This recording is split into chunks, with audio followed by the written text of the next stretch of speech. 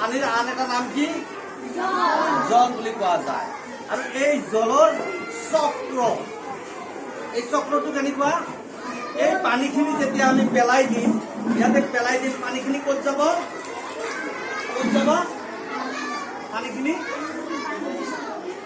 পানীখিনি বাগৰি বাগৰি বামৰ পৰা দ ঠাইলৈ গুচি যাব গৈ পেলাই দ ঠাইত যেনেকে পানীখিনি জমা হ'ব এতিয়া যেনেকে আমাৰ খাল বিলৰ যিখিনি পানী আছে বা আমাৰ খাল বিলৰ পানী ক'ত যায় নৈত যায় নৈৰ পৰা ক'ত যায় সাগৰত যায় সাগৰৰ পৰা ক'ত যায় মহাসাগৰত যায় এই পানীখিনি আকৌ সূৰ্যৰ তাপত ভাপ হৈ আকাশলৈ উৰি যায় আকাশলৈ উৰি যায় সূৰ্যৰ তাপত ভাপ হৈ আকাশলৈ উৰি যায় গৈ পেলাই তাৰ পৰা আকৌ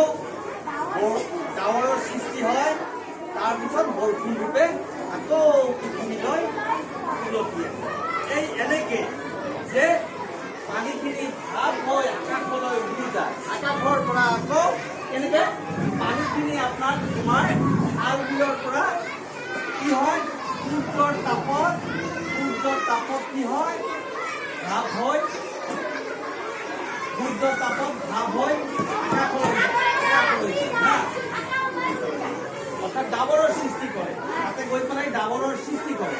আৰু সেই ডাৱৰৰ সৃষ্টি কৰি ডাৱৰৰ পৰা আকৌ পৃথিৱীলৈ বৰষুণ ৰূপে উলটি আহে পানীখিনি ক'ত যায় সূৰ্যৰ তাপত ভাপ হৈ আকাশলৈ উৰি যায় আৰু আকাশৰ পৰা আকৌ পৃথিৱীলৈ বৰষুণ ৰূপে পৰে এয়া হৈছে এটা জলচক্ৰ যেনেকে এনেকে ঘূৰণীয়া চকাৰ দৰে ঘূৰণীয়া এনেকে পানীখিনি এনেকে গৈ আকৌ উলটি আহে এয়া হ'ল জলচক্ৰ তোমালোকে বুজি পাইছা হ'ব আজিলৈকে ইমানেই